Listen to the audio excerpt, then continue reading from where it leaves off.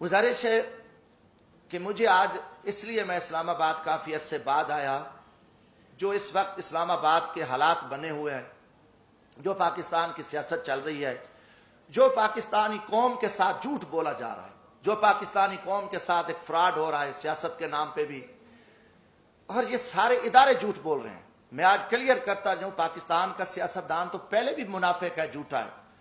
उसको तो मैं, क्योंकि काफ़ी चीज़ें हैं, मैं उस क्लास में हूँ।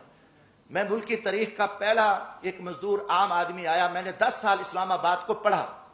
मैंने माशाल्लाह अपने जर्नलों को भी पढ़ा, मैंने अपनी जुडिशरी को भी पढ़ा, मैंने सियासतदानों को भी पढ़ा, मैंने इस्लामाबाद को भी पढ़ा। मगर मैं इस नतीजे पे पहुंचा कि पाकिस्तान का जो सियासतदान है झूठा है, फ्रॉडी है, मकारी है, मुनाफिक है, मद्दारी है। उसका कोई सरोकार नहीं है, वो सिर्फ अपने इक़्तिदार की हवस के लिए वो कुछ करता रहे। फिर उसके साथ साथ हमारे जो जुडिशरी इदारे हैं, ये भी टोटल झूठ और फ्रॉड पे मबनी है। इन्होंने भी कोई कौम को कुछ नहीं दिया, ये सारा एक झूठा निज़ाम चल रहा है। और पाकिस्तानी कौम को 75 साल से मैं कहूँगा कि इन्होंने अंधेरे में रखा है, और ना यहाँ कानून है, यहाँ ना कोई आइन है, ना कोई निज़ाम है। जैसे एक जंगल में ताकतवर जानवर कमज़ोर को काटता है और ये सिलसिला चलता रहता है एक जंगल का, पाकिस्तान में भी एक जंगल का निज़ाम है। हाँ, 73 का आइन बना, 73 के आइन में काफ़ी सारा काम हुआ, मगर जब जुल्फ़िकार अली भुट्टो को फांसी दी गई तो उसी वक्त इसी आइन को भी फांसी दे दी गई। कोई थोड़ा सा काम हुआ, आगे ना ये आइन चल सका है ना कोई है। ये ताकत है, और ताकत के बलबूते पे पाकिस्तान चल रहा है। जो जिस वक्त चाहे जिसको उठा दे, जिसको मार दे, जिसकी हुकूमत गिरा दे, अदालतें अपनी मर्जी के फैसले दे दें, और आगे जो कमज़ोर है वो तस्लीम खम है, उसमें अखलाक की जरूरत नहीं है। अगर कोई बात करता है तो उसको उठा लो, उसको गद्दार बना दो, उसको जेलों में डाल दो, जो कुछ करो। एक फार्मूला चल रहा है। वो फार्मूला सबसे पहले इस कायनात में फ़िरौन का था। फ़िरौन बहुत बड़ा एक तरीक़ का जालिम और एक ताकतवर इंसान गुजरा, जिसने 70,000 जो बच्चे थे उनको ज़िबा किया, 6,000 जो औरतें थी औरतें उनके हमल गिराए, और जब वो गर्क हुआ तो 16 लाख का लश्कर था उस वक्त। 16 लाख के लश्कर के समेत वो गर्क हुआ, और फ़िरौन का भी निज़ाम नहीं चल सका, उसका भी तकब्बुर टूटा। आज पाकिस्तान में भी एक फ़िरौनी राज है, गुंडा राज है, और इस गुंडागर्दी के आगे किसी में अखलाक की जरूरत नहीं है। हकीकतन आप देखें, मीडिया हमारा, ना मीडिया आज़ाद है, ना हम बहसियत कौम आज़ाद है। जो एक दरवाजे से उठ के खड़े होकर कह दें हम सब ने यस करना है, हाँ जी ये करना है। पहला सवाल है कि अब ये चोरों और डाकुओं की कोई हमें तफरीक तक को पता चले कि इस मुल्क में चोर और डाकू और शरीफ आदमी, अच्छे और बुरे की तमीज़ का आज तक हमें नहीं पता चल सका। जब ये पिछले दिनों 2017 से ये शुरू काम हो गया था, 16 से बल्कि नवाज शरीफ साहब के खिलाफ, तो मैंने कौमी असम्बली में ये बात की थी। मैंने कहा बात है कि ये वही नवाज शरीफ है जिसको आपने पहले जनरल परवेज मुशर्रफ का त्यारा गिरा रहा था, और एक बहुत बड़ा कौमी मुजरिम, बहुत बड़ा लुटेरा, बहुत बड़ा एक दहशतगर्द आपने बना के कौम के सामने पेश किया, और उस नवाज शरीफ को आपने जेल में डाला, सजाएं दी, आखिर उसके साथ मुकमुका किया, उसको एनआरओ दिया, और 10 साल के लिए वो चला गया। 10 साल बाद वही शख्स, वही दहशतगर्द, वही जो आर्मी चीफ का त्यारा गिराने वाला, वो कौमी मुजरिम, वो आपके मुल्क का वजीर आजम बना।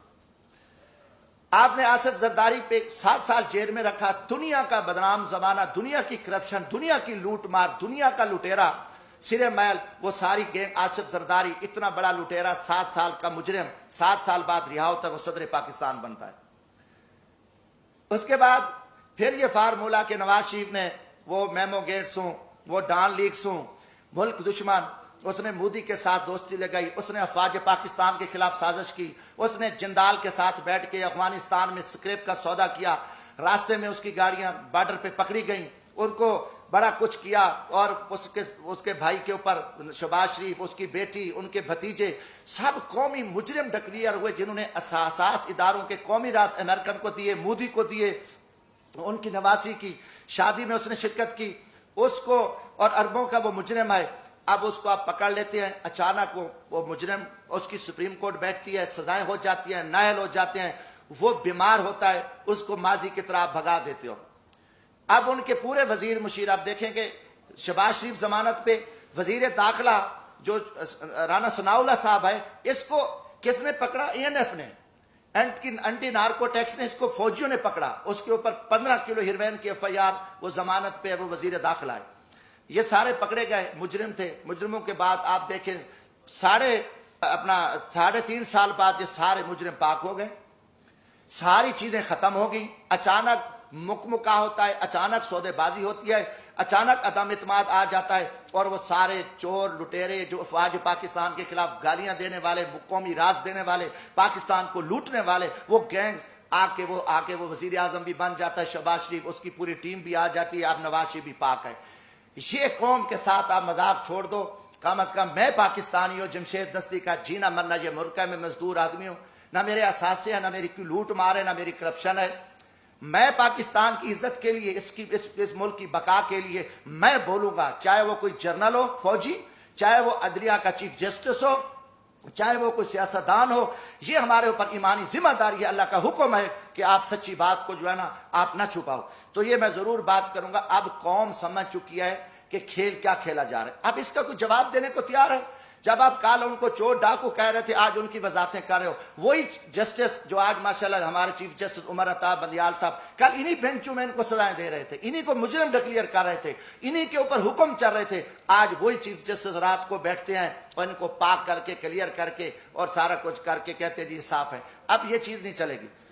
پہلی بات ہے کہ دیکھیں ہم غریب طبقے کے لوگ ہیں، ہم لاشیں اٹھا رہے ہیں، ہم لوگوں کی خدمت کر رہے ہیں. میں وہاں بھیک مانگ کے غریب مزدوروں کے بچوں کے لیے، جہاں عورتوں کو ذبح کیا جاتا تھا، جہاں جگیرداروں کے ڈیرے پہ غریبوں پہ کتے چھوڑے جاتے تھے، وہاں ایک میں شخص نے جدوجہد کر کے ہم محنت کر رہے ہیں، لاشیں اٹھا رہے ہیں، دریاؤں میں کھڑے ہیں، ہم سراؤں میں بیٹھے ہیں، ہم محنت کر رہے ہیں. اب ہم سے لوگ پوچھتے ہیں کہ بھائی آپ کی کسی GHQ سے دوستی ہے؟ آپ پاگل ہو؟ آپ GHQ سے دوستی ہے تو آپ آ سکتے ہو، ورنہ یہاں آپ کی جو عوامی خدمات ہے وہ نہیں ہو سکتی. یہ لوگ اب عام آدمی بھی ہمیں چراوا بھی کہتا ہے. میں کہ بھی ہم تو یار عام غریب لوگ ہیں، ہم تو غریبوں کے جوتے اٹھا سکتے ہیں، ہم کسی جنرل کے جوتے نہیں اٹھا سکتے. وہ بڑے جوتے ہیں، وہ بڑے لوگ جوتے اٹھا سکتے ہیں. جمشید دستی کیا کر سکتا ہے؟ آج آپ نے سیاست کو تباہ کر کے رکھ دیا. آج وہ پیپلز پارٹی، وہ بھٹو کا نظریہ تھا، آج آصف زرداری اسٹیبلشمنٹ کے آگے لیٹا ہوا ہے. آپ نے دروازہ کھولا ہے اور سیاستدانوں کو آپ کتے کی طرح خیرات ڈالتے ہو، اور وہ ارد گرد یہاں پھر رہے ہیں. عوام مر رہی ہے، لوگ ذلیل ہیں. اسلام آباد میں ایک تماشا لگا ہوا ہے.